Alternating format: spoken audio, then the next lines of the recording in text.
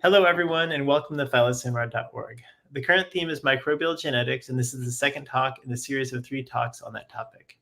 Please use the YouTube live comment box to ask questions. Today's speaker is Eunsoo Kim. Eunsoo did her PhD at the Department of Botany at the University of Wisconsin-Madison under the supervision of Linda Graham and Tom Sharkey, then worked in John Archibald's lab at Dalhousie University in Canada as a postdoc between 2007 and 2012. She then moved to New York City for a tenure-track faculty position at the American Museum of Natural History. She was promoted there for tenure at the American Museum at 2017 and worked there until 2022, when she moved back to her home country for a current faculty position in the Division of Ecoscience at Ewha Women's University in South Korea. Eunsoo's research career centers around the evolution and ecology of protists. She was drawn to the mystery surrounding the symbiotic origin of eukaryotic photosynthesis as she started at her PhD training, and many of her published work reflects this. Also, she enjoys exploring the new protozoan diversity using both culturing and sequencing tools. Welcome, Eunsoo, and thank you for participating. Well, thank you, Eric, for inviting me to this very special opportunity. So I never given a seminar in this type of format before. So I guess the interesting thing is it's very comfortable presenting from my home office, yet it's sort of also interesting that it's going to be aired through the YouTube, and that's a little unfamiliar to me. But anyhow, this slide is showing some of the protists that I have been studying in the past, some more recently, some sort of distant past. So now I'm working in my home country, South Korea, Ewha Women's University, but I still have some affiliation with my formal job in New York City, American Museum of Natural History. And today I'm going to talk about some of the work that I've been doing related to the diversity and symbiosis and genomes of protists. I do not want to assume that everyone listening to this knows much about protists. So I prepared a few slides to introduce you to protistology. So I want to first, this slide is describe what protists are. So protists are basically eukaryotic organisms. So protists are more like us, animals and plants, fungi, and compared to the prokaryotic organisms, bacteria and archaea. Yet protists are not animals, plants, or fungi, but something that go in between all these three well-known eukaryotic groups. So unlike animals and plants and fungi, which are monophyletic groups, protists refer to every eukaryotes that are not classified into any of these. So therefore, they are very diverse, and this is not a natural monophyletic assembly. This is not a natural clade, but rather there are many distinct groups, which I'm going to describe on the next slide. So protists are mostly microscopic. Many of them are unicellular. So the things shown over here on this slide are mostly unicellular, except for the one shown over here on the bottom left side, which is colonial. But nonetheless, you need to use a microscope to see this particular colony. It's a freshwater golden algae cyanura. And protists are found mostly in wet environments. They need water to move around and live. And their diversity is very huge. There are about 120,000 species described to date, but this may reflect only 1 to 10% of the total diversity out there. So there is still a huge room for exploring novel protist diversity. So of the eukaryotic organisms, protists are the very first eukaryotes that appeared on Earth, and their evolutionary history is estimated to be more than 2 billion years. We don't know exactly when the first protist first eukaryotes evolve, but the data suggests that it may be at least 2 billions, maybe even more than 2.5 billion years ago. Oh, another thing that I want to quickly mention before moving on to next. So protists are, in nutritional aspect, some of them are colorless, like the shown on the right side, not the top right, but the next below, and then also the bottom right side. Some of them are colorless, and they need to feed on something else, like a bacteria or other protist. Some of the other protists are pigmented, and often that means they have photosynthetic organelle, and they are able to make their own food. And there are also many protists that go in between the two. They are photosynthetic, yet they still retain the capacity to feed on food by eating. All right, so I also want to illustrate why protists are very important, not only for people like me, protistologists who work on protists, but protists are very important for our human lives, as well as many other non-protist organisms out there living in nature. So obviously, protists have been around for a long time, so they are important in evolution because for the long geological time scale, they have been living and diversifying into many, many different groups. And the protists have been influencing other organisms and each other's evolutionary path through many different types of interaction, including symbiotic association. And protists are also very important in ecology. So to illustrate this, I'm showing you this picture taken by my PhD supervisor, Linda Graham. So she took this picture from the UK a long time ago, 1990. And this is showing this massive white cliff you can find in the around the UK area. I've never been there, but I've seen many pictures of this. And this is basically accumulation of dead protist body. So like the one shown over here on the top right side, this is a light microscopic image of the modern day haptophyte. And when they die, these kind of protists are surrounded by this kind of decay resistant scale. And when they die and these scales accumulate on the ocean bottom, and when the bottom of the ocean come up to the Earth's surface through the geological sort of event, we can see this kind of massive structure built by these massive but tiny little protists a long time ago. So especially protists, those some of the protists that are photosynthetic, they have influence a lot in the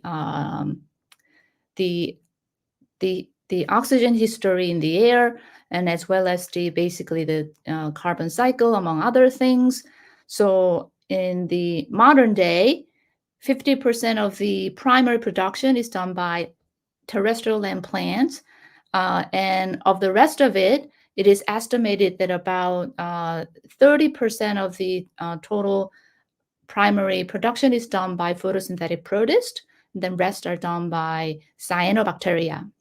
So they are very important in the modern day primary production, but in the past, when there was no plants, their role in primary production probably was much even higher.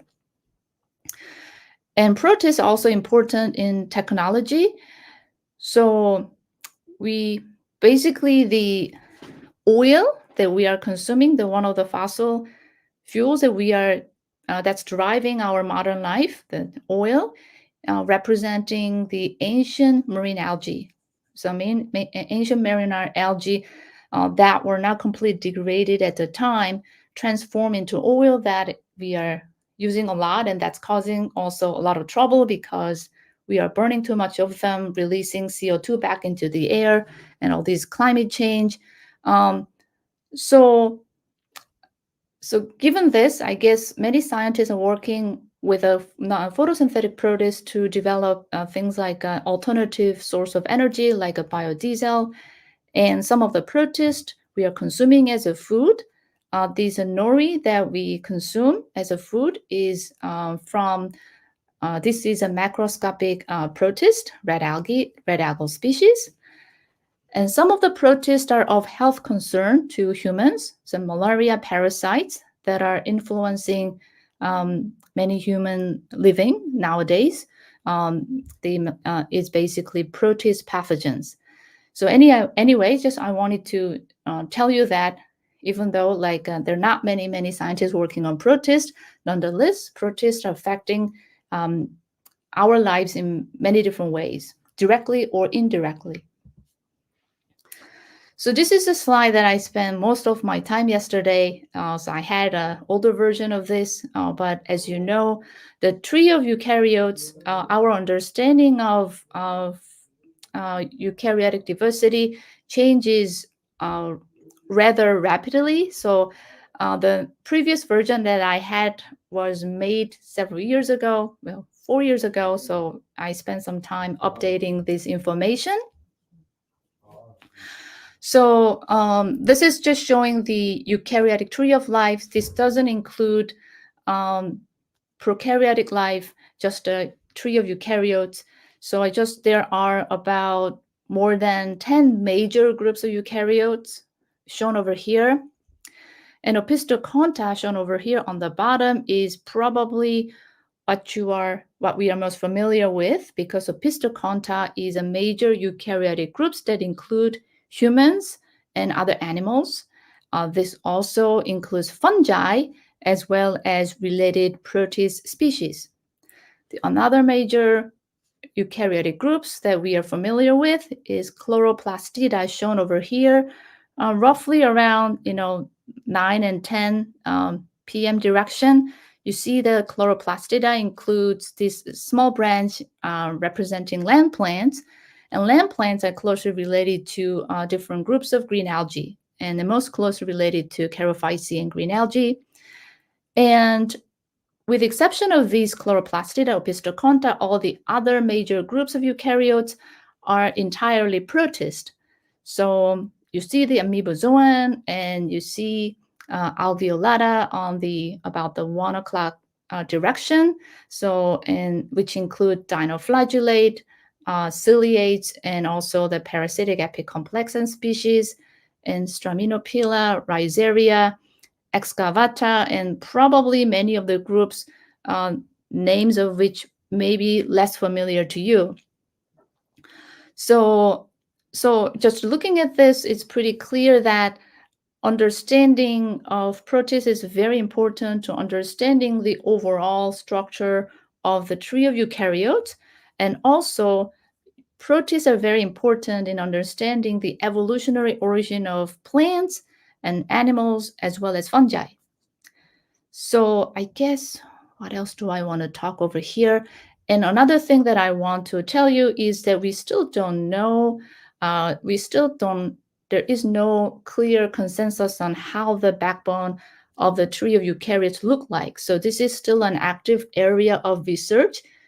That was the case when I started out my study on protists more than 20 years ago. There are many controversies.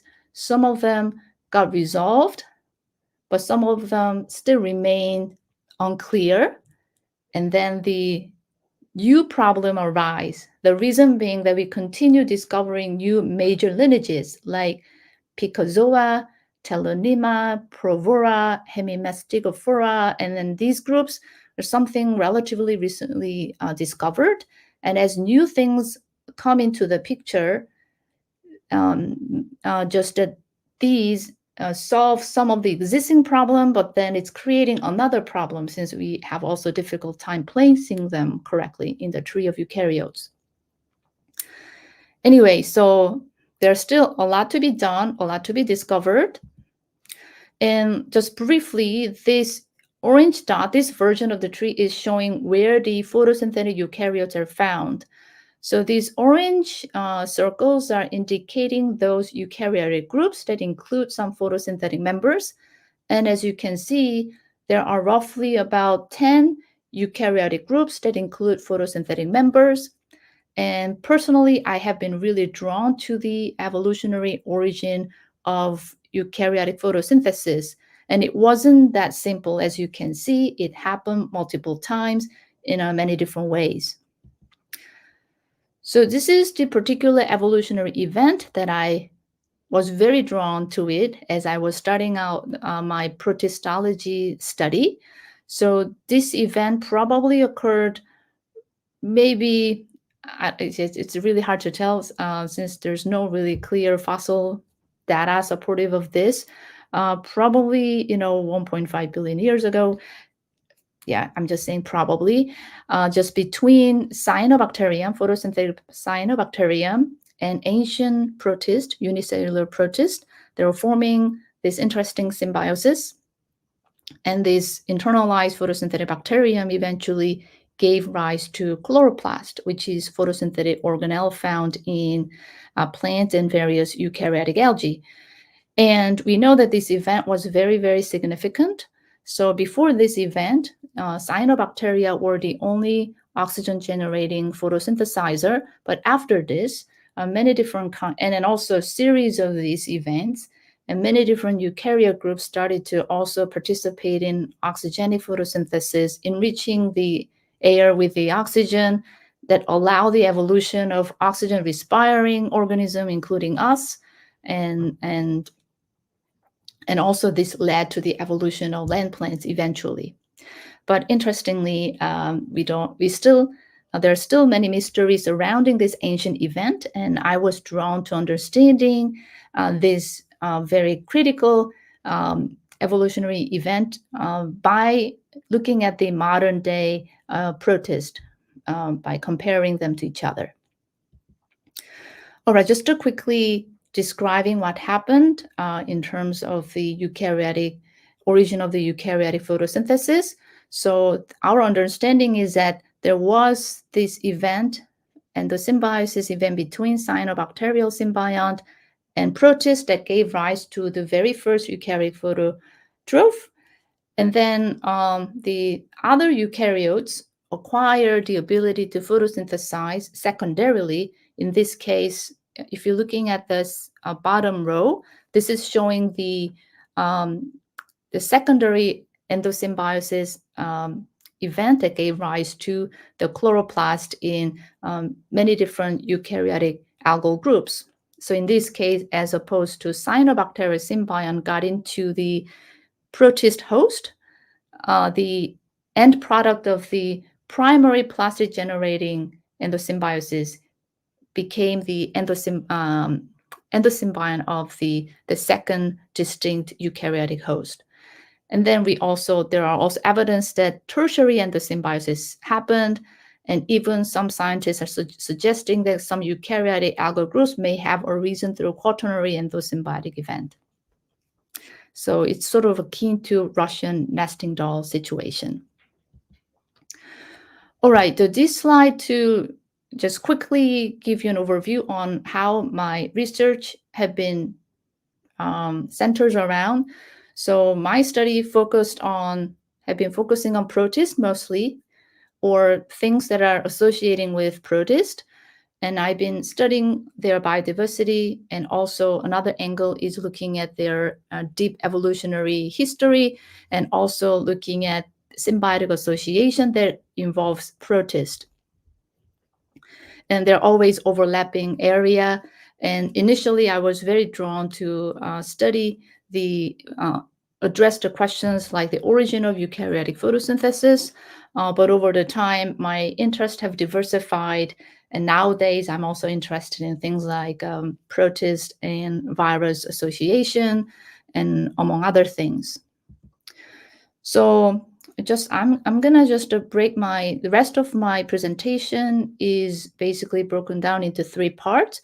So I'm going to describe these protist biodiversity study that I've been conducting, and so maybe one could learn how protist diversity can be explored in scientific laboratory. And then I'll move on to second and third topics. So this is what you're seeing here on the screen is a picture that I took from the Solomon Island. So I visited this place more than 10 years ago when I was starting out my career at the American Museum of Natural History. So there were a group of people just visited the Solomon Island. I was the only microbial biologist working on the protist diversity in that part of the region. And I'm just showing you this picture because this particular site is the place where I found the most interesting protist assemblage so far. So I want to go back there again, but I don't know when that is going to happen. But anyhow, so this is kind of the way that I see it. We often scientists go, maybe we can still find very interesting things just in a pond nearby, or the ocean just 1 hour drive from here.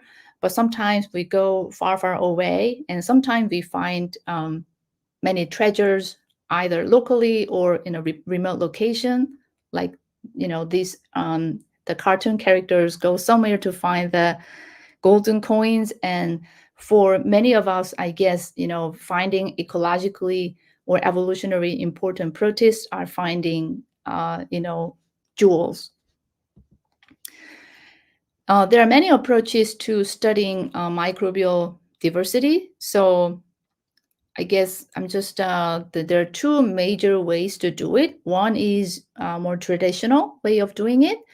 So you just collect the water, bring the water sample back to the laboratory, and you take a look at the culture to the sample under microscope, and use the method to isolate and establish pure culture. And you can do it within this traditional culturing method. You can either go with cell picking, manually cell picking, by making these finely drawn micropipette, or you can do what is the method called serial dilution. You just serially diluting your original sample to the point where at some point there's only like a single protist species remain in a well, then that's going to grow into very pure uniprotist culture. So I've been doing this work for a very long time, and it's satisfying, but then yet it's very time intensive. So if someone who's very familiar with this technique, just to go through the isolation and cultivation, you can still do maybe 5 or 10 maximum per maybe over a month or 2-month period. So I guess it's sort of impossible to understand the total protist diversity by using cell isolation and cultivation method. So more recently, although it has been now, decade or 2 decades, people have been doing environmental sequencing. So as opposed to like isolating individual protist species, so many of the scientists nowadays are utilizing this new technology, massively parallel sequencing tool, to basically sequencing the entire microbial collections.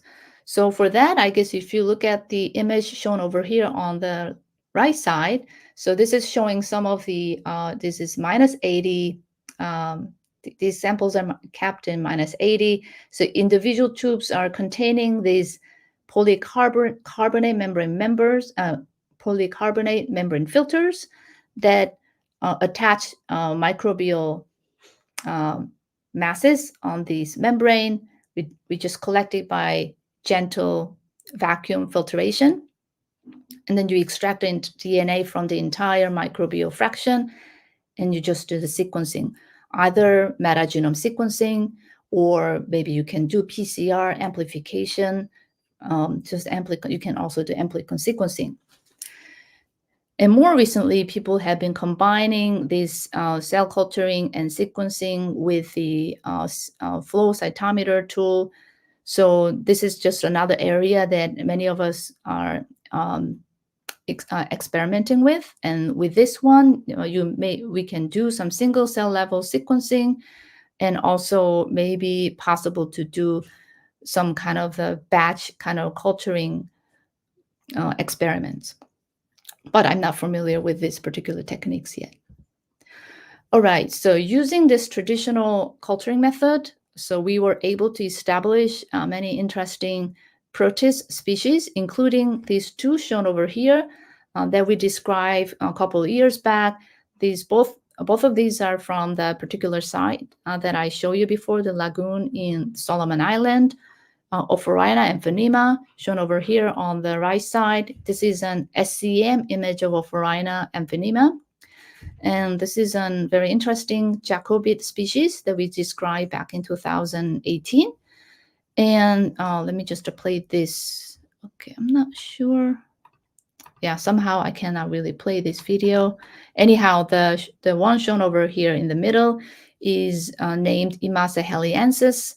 This is the marine Malawi monad species that we described just a few years ago.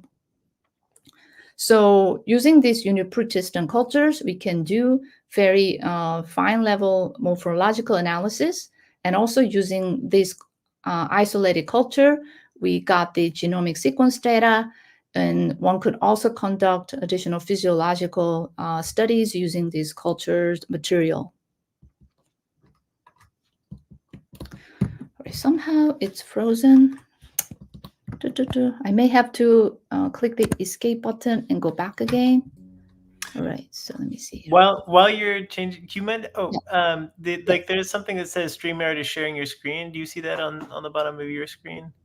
It's just about. Oh yeah, maybe I hide. Okay, Yeah. click on that. Okay, I did it. Then great. And then go back. Perfect. Nice. All right. Thanks. It works now. And now it works now. So you see these protists having two flagella, and the one kind of orienting ahead of it, and then the trailing one, it's beating against part of it's beating against its body. That's their way of kind of drawing the bacteria into its gut. And this is probably this is considered one of the ancient morphology of the protist, excavate morphology. Anyway, so, and I'm just going to also describe how protist diversity can be also investigated using sequencing technology, so environmental sequencing tool. So this is showing one of the other side from the Solomon Island that I visited, New George Lagoon, and I really thank Dr. Chris Filati, who knows so much about Solomon Island and who took me to different places in Solomon Island while we were visiting.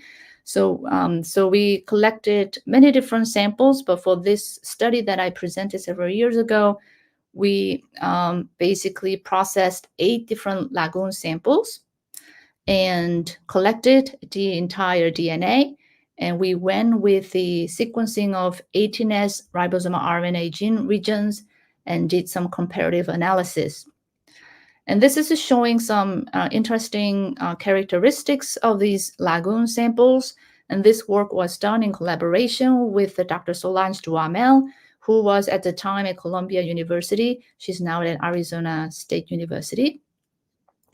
And she helped with this collecting just the data related to the nutritional content of this lagoon water. What she found out was that these lagoon waters are very low in nutrients, very typical of oligotrophic waters. But then very interestingly, the productivity seems very high. The chlorophyll level was really high, characteristic of meso to eutrophic water. And what we did was from the 8 samples, so you see the first column showing NIRASA 01 to Z1 to 1, 2, 3, 4, and 4 sites within the one particular large lagoon area, and 4 distinct area within New Georgia site that we basically got the total DNA and did the sequencing of the 2 distinct regions within the 18S ribosomal DNA. So we used MySeq protocol at the time. It was done very long time ago. And for this one, we designed all the primers. It took a lot of time to design the study and obtain the data. But nowadays, you can send it to some specialized sequencing facility where they already have all these primers that are generally used for microbial environmental sequencing studies. So you just need to prepare DNA and send them, and they can do all the PCR and sequencing for you. So nowadays, I'm sending my samples to a place like IMR at Dalhousie, but before that time, before current time, so I designed all the primer by myself.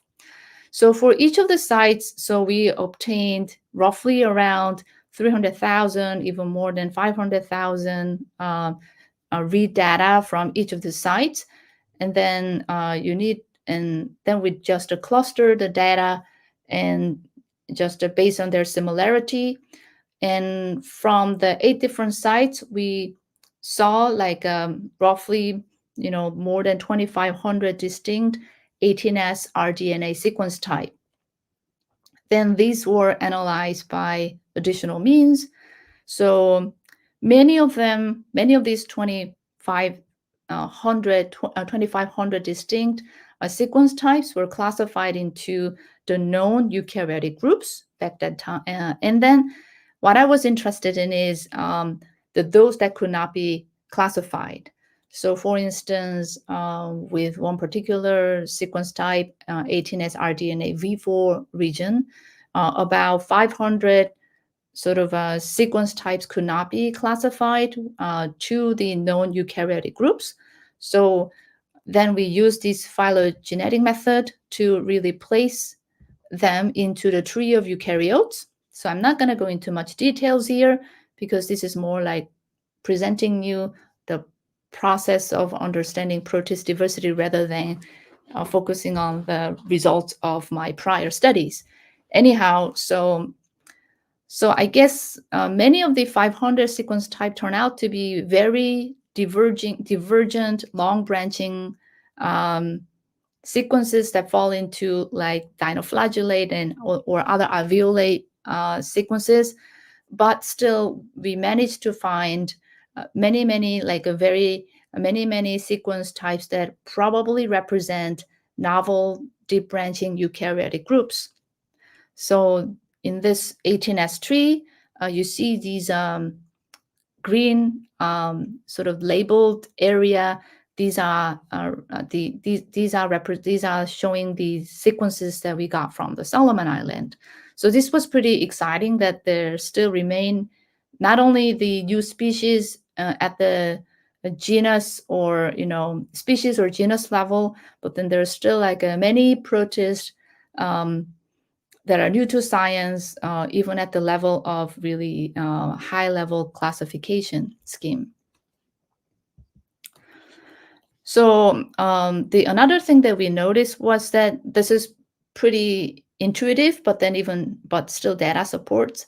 So most of these like novel deep branching sequence type seems to be enriched in a rare biosphere. So what that means is what seems to be happening, what seems to be present in many different places in a high abundance have been already studied, and what we don't know much about tend to be enriched. Well, they tend to be those who are sort of found in a sporadic location, and they tend to be in low abundance. And this makes sense because culturing method is biased toward abundant organism, typically speaking, when it comes to understanding protist diversity.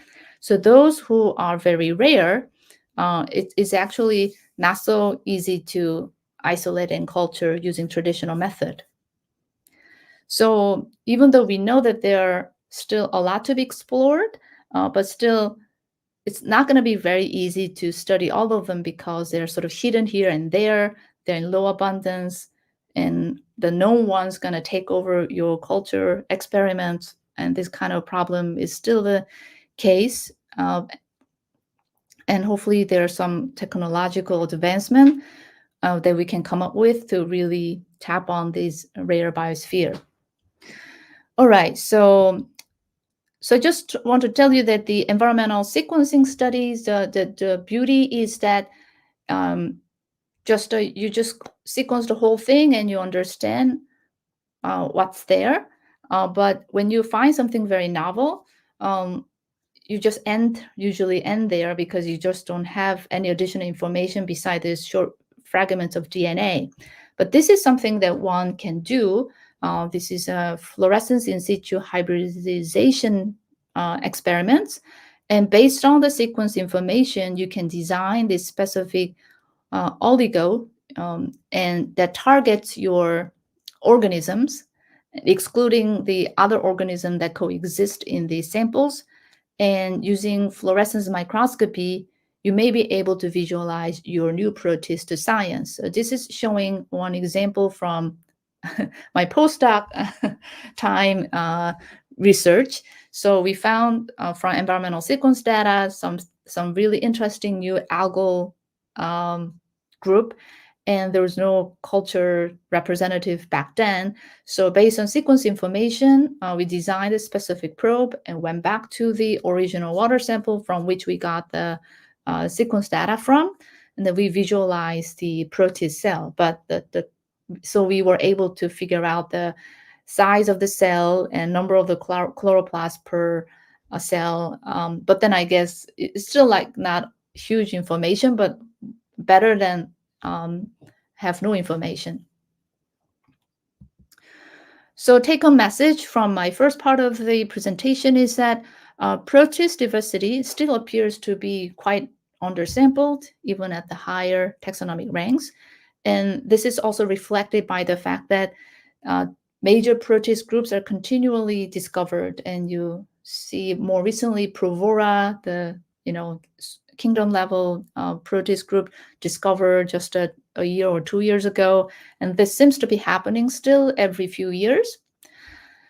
And novel protists yet likely exist mostly in a rare biosphere. So it's a little difficult to tap into that biosphere using traditional culturing method.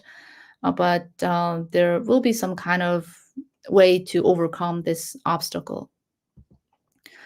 All right, so I'm gonna now move on to the second part of my presentation.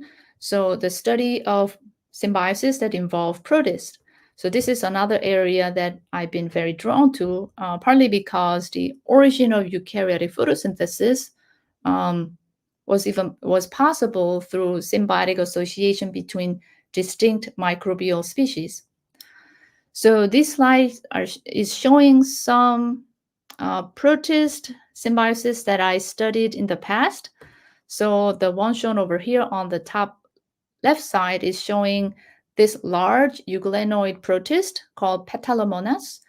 And it has very interesting, this olive green colored kind of spherical symbiont in its cytoplasm.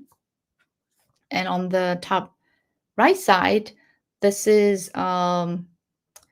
this is just showing the amoeboid protist associating with another protist.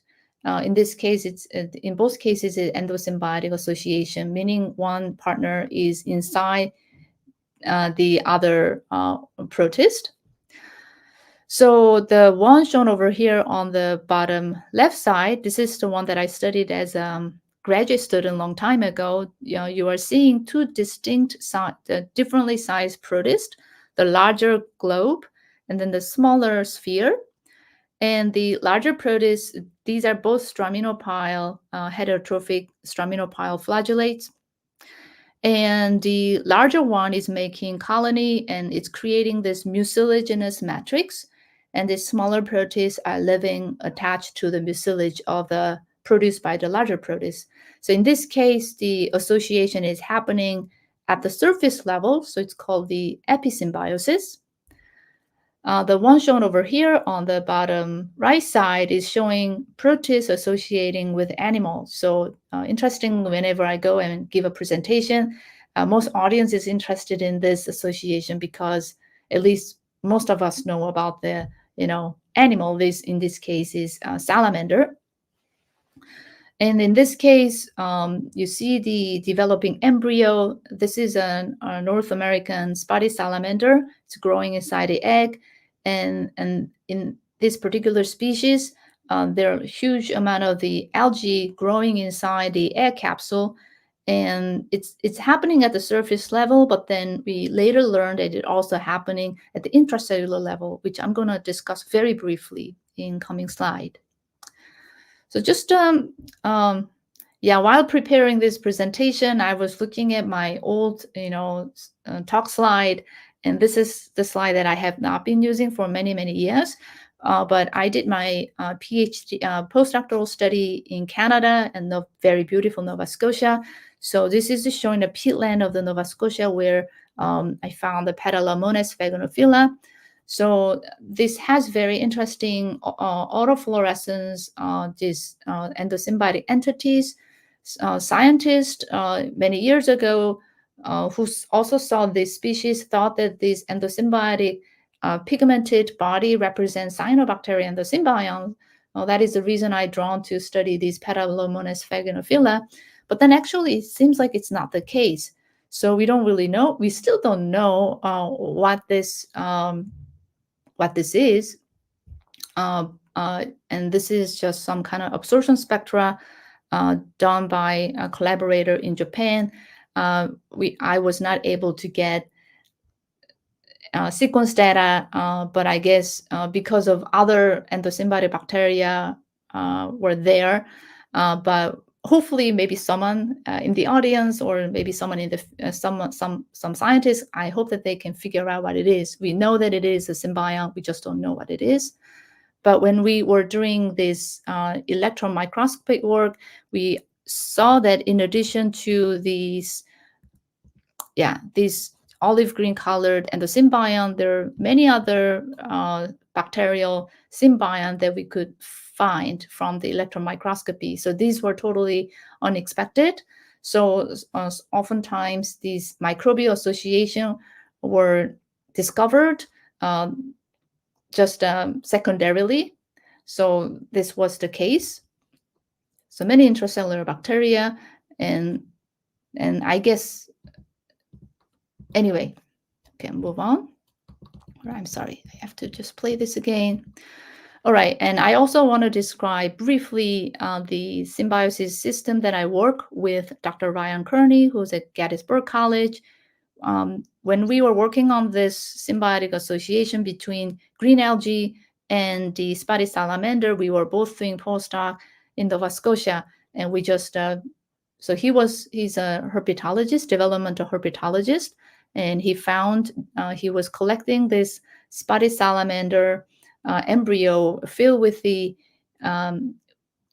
algae within the egg capsule, and he was looking for someone who's familiar with algal biology. So oftentimes to study symbiosis, you need a partner, also scientific partner or collaborator. Anyway, so this picture shown over here is taken by Ryan, and he, from the developing embryo, he removed the egg capsule, released the animal, he cleaned the animal multiple times, and he used the fluorescence microscopy and saw that there are many spots on this salamander embryo showing the presence of green algae. So these red dots are representing chlorophyll autofluorescence coming out from the green algae. So he wanted to see whether these are actually showing the evidence for algal invasion into the salamander. So the salamander and algae episymbiosis had been known for a long time, but when we were publishing this result, it was already a long time ago, this really intimate intracellular level green algal and salamander association was fairly new to science. Not anymore, but that was the case back in 2011. So I guess to investigate that, so we did some fluorescence microscopy study, and this is a result from our fluorescence in situ hybridization fish experiments.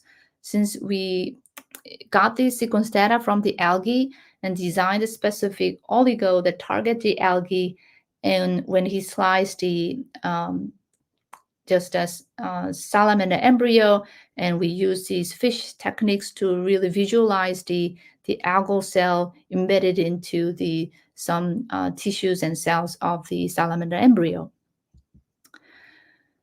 This just to briefly, this is another study that we did. So not only the spotted salamander shown over here on the top contains these green algal symbiont, but we learned that other North American amphibian species, including 2 frog species, they are associating with the same type of green algae. So these amphibian like those green algae associated with the amphibian embryos tend to cluster together, and we are calling it Euophylla clade, and it falls within the Chlamydomonadales group within the green algae. All right, so I guess so you can study using the just environmentally collected samples, and also like in our case, we also did some cell culturing experiments and isolating the algae that are symbiotic with the salamander embryo. These are pictures of the algae, the Euophylla. Euophylla, means egg, phylla means like. So these are algae that like the eggs of the amphibians. And also we were able to establish the uniprotist cultures of the Euophylla, and we use these for transcriptome and other physiological kind of experiments. And also, I just want to briefly describe that this type of symbiosis, microbial symbiosis or symbiosis involving protists, can be investigated using transcriptome sequencing tool.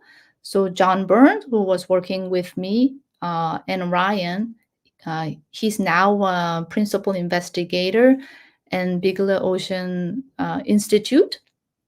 So he did very beautiful study shown over here. He was using transcriptome sequencing tool to understand the intracellular level interaction between the salamander and then the algae. So he just took out the developing embryo, and he just cut out the part of the salamander tissue full enriched with the algal and the symbiont, and then he manually picked the salamander cell without algae, and also in a separate pool he collected a salamander cell with intracellular algae, and then he got the transcriptome data, and he did some comparative analysis to really understand what's really happening between these 2 different types of organisms at the molecular level. So you can refer to this paper to learn more about it, but just very briefly speaking, what found was that salamander, the algae go through very dramatic stress when it enters into the salamander cell, but salamander cell's response to the algal symbiont seems to be much more tempered. Anyhow, I'm not going to go into details, but you can get more information from this paper published several years ago. So take-home message 2 is that symbiosis involving protists still remain largely unexplored. There's still a lot to be discovered and investigated. And oftentimes, to really understand the nature of microbial symbiosis, scientists also need to collaborate with people with a different expertise. And things like a transcriptome sequencing can be used to understand the microbial association at the molecular levels. And even though I haven't personally used it by myself or through collaboration, some scientists are also using tools like nanosims to also that tool also can be used to understand the aspects of association. All right, so last part of my presentation today is about the genomes of some protist flagellates. These are showing some of the protists that I've been working on using genome sequencing tool. So I'm just including this in my presentation because sequencing became so easy. There are just so many analysis tools, and it doesn't cost a lot of money to sequence your organism of choice. So many of us are working on this area. So I just feel the also need to describe a little bit about this. So this is one of the genome paper that we published, the genome of these interesting green algae called Symbioses. So I've been working on this green algal species for a very long time, more than 10 years. So this green algae is very interesting. It is photosynthetic like other green algae and related land plants, but it still retains what we think is an ancestral feature of eating bacteria. So it's showing the mixed mode of nutrition. So it's very good algal species to really understand the deep evolutionary history of green algae. So back in 2015, we published a paper that described genome of these algae. So I'm just going to show you. There's some kind of different feel when you look at the like a video image versus the still image. This is Symbioses. It has a full flagella, and the particular strain that I've been using for my investigation came from the Plymouth Culture Collection in UK, and this strain was established back in 1960 or 61 by Dr. Mary Parkey. Anyhow, so I thank her very much for establishing this culture, and I'm still working on this algal species. Anyway, I guess I'll move on to the next slide since we are slightly running out of time, maybe. Anyway, so all right, so I guess what we did, a while ago was to confirm that this is actually bactivore. So I guess at some point, scientists assumed that all the green algae, entire chloroplastida, already had lost the capacity to feed on bacteria. But using transmission electron microscopy, we show that that wasn't not the case clearly for Symbioses. And anyhow, so you see the cross-sectional view of the Symbioses with the internal structure filled with a bacterial cell. So going back to the genome sequence data, so when we first published the genome 2015, we used the Illumina sequencing technology. As you know, Illumina reads are very accurate, but then they tend to be very short.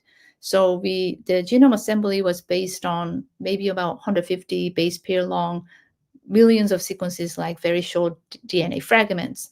So even though the genome size is estimated to be close to 1 billion base pair long, the assembly was actually only 265 million base pair long for Symbioses, because short read data are not really good at resolving the repetitive area.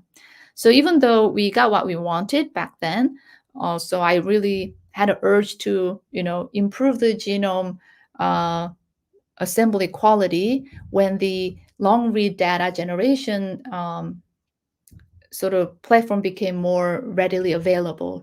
So more recently, actually, this paper was published last year, so it should be 2023. But anyhow, we used these Oxford Nanopore data.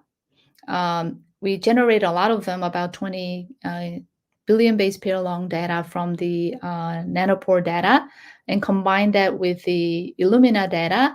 And by combining the long and also more accurate and short read Illumina data, we were able to improve the algal genome assembly. So now the assembly is approaching the expected size of the algal genome. So one thing that we found was that the genome is full of virus DNA fragments. This is just showing, each of these dots are showing the, assembled contig, and those assembled contig containing viral DNA are labeled with, different colors. We found 5 distinct types of virus genomes. In some of them, kind of hundreds of copies are sort of inserted into different parts of the algal genome. This was pretty surprising, and this analysis was done by Dr. Andrew Rosenberg. So through the sequencing, so I guess for this particular virus and protist symbiosis were not like in our mind when we were starting out this resequencing project, but once we complete the sequencing, assembled it, we realized that this algal genome is full of viral elements of five distinct type, and at least at the bioinformatics side, this genome seems to be intact and probably has capacity to can maybe manifest into the virus particle, even though we don't have experimental evidence for it. Anyhow, this is showing one of the large virus elements that we investigated. Not going to go into details. And this type of, once you get the large-scale genome sequence data, those protist genome data can be used in many different ways. And another way that we are using it is to use the data for inferencing the global eukaryotic phylogeny. We are still working on this project.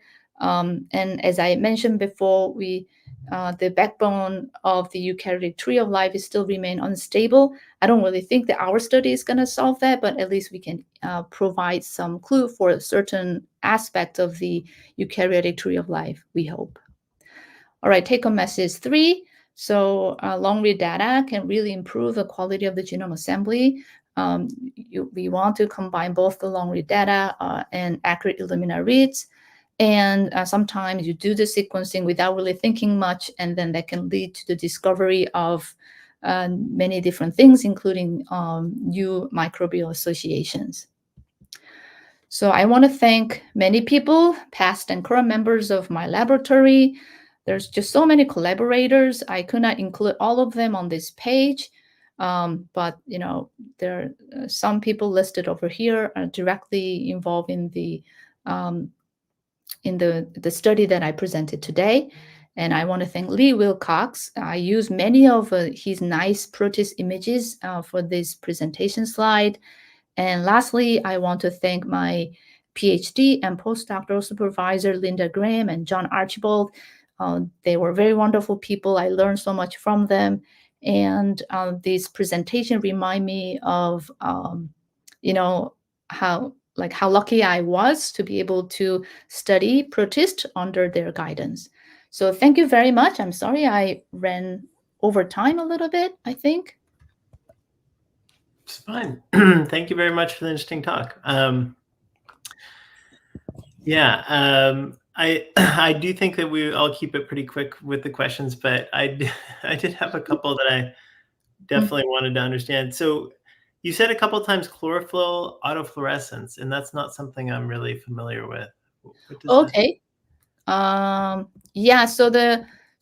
I guess within the chloroplast, photosynthetic organelle, there are these chlorophyll pigments. This is a light kind of capturing pigments. And under specific fluorescence condition, so if you give like I think it is a blue light or a blue, okay, so where is it? Just gonna go back here. Yeah, here we go. So I guess you see these salamander egg under bright field condition. This is how it looks under regular ambient light condition. You see the embryo, and then the algae appear green because of these chlorophyll pigments. But then you can also kind of visualize these chlorophyll using these fluorescence microscopic tools, and you give I think in this case, blue light, and then there's an autofluorescence. There's a red light coming off as a fluorescence. Okay. So then the good thing about this is that under bright field, you see both animals and also the algae, but under fluorescence, the animal disappear. So you don't see it under this, you don't see the animal under this condition. But so I got it. Makes sense. Yeah, right. Yeah. I know that you said we could look at your paper, but I am just sort of curious. Like, you said that the symbiosis helps the salamander in periods of stress, I thought, or the stress of growing. I guess this mutually beneficial association between the embryo and green algae had been known for a very long time.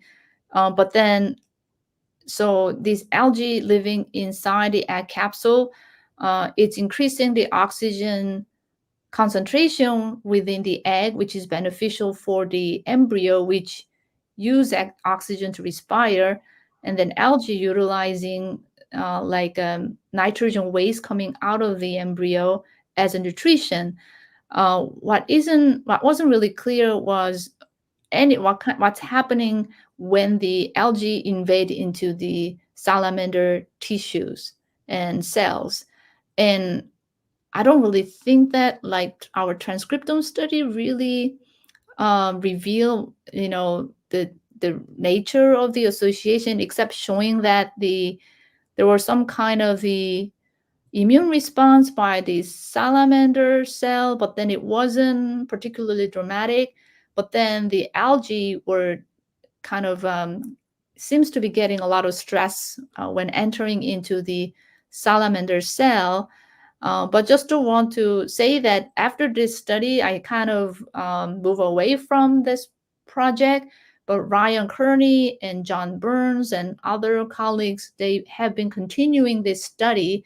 So I haven't really checked their latest studies yet, but I'm sure that they have found something more about the nature of symbiosis between these two when they are associating at the endosymbiosis level. So I'm sorry, I guess. That's great. Yeah. The last question is, you said that there was some giant viruses, something else, and then some CHECME. Oh, check me. Yeah. What is that? Are you talking about no CTGEV or CHECM? Yeah. So this analysis was done by Dr. Andrew Rosenberg. So he was particularly interested in this one because these particular viral elements had these rhodopsin gene that he's just personally interested in for other studies. But later we learned that this is the abbreviation that he came up with. I think it's C represent for it's a symbol monas. HE represent heliorhodopsin, C containing kind of elements. But later we learned that actually it is affiliated with the mirus virus. So this is new group of virus that Japanese group recently identified from metagenome sequencing efforts last year or 2 years ago in Nature. And later we learned that actually these the last type, the CHECME viral element is related to mirus virus, and actually those we now have Andre and the people in Japan who are investigating more about these particular virus elements in details. Cool. There's so much complexity there.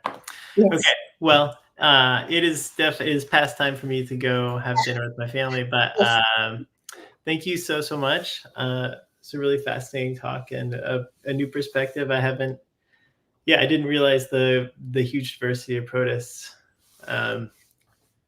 So thank you very much for that. Yeah, thank you for the opportunity, and and thanks for your time, and okay. All right, till next time. All right, okay.